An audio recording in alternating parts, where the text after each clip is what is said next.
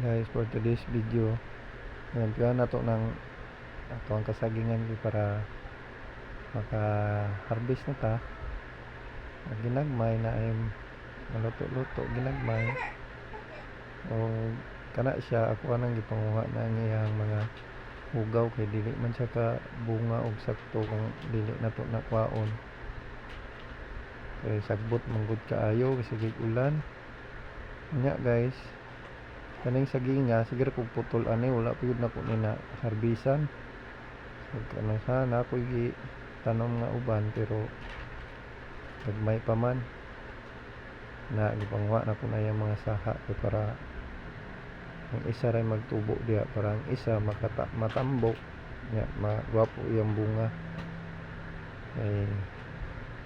para makaluto-luto po tag saging ginagmay ba kung natay pang merinda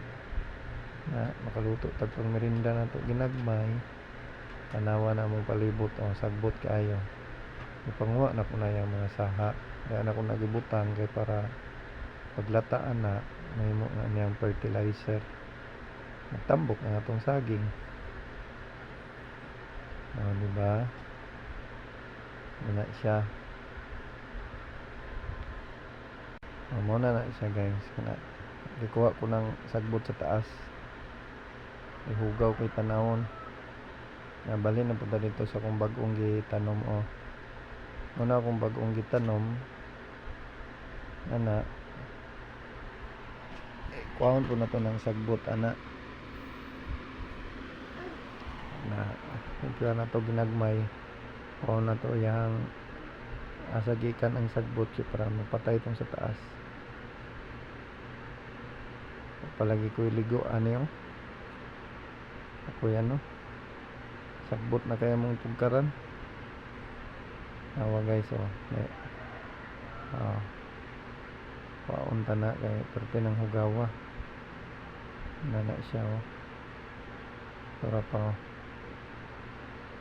palimpyanan isa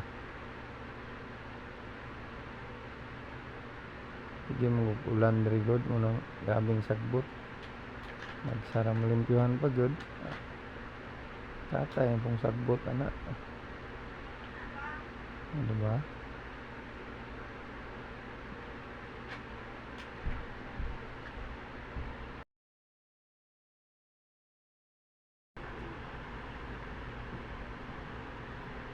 lingi-lingi din ko des karsada kay abi nila ano ba tik-atik ba limpyo-limpyo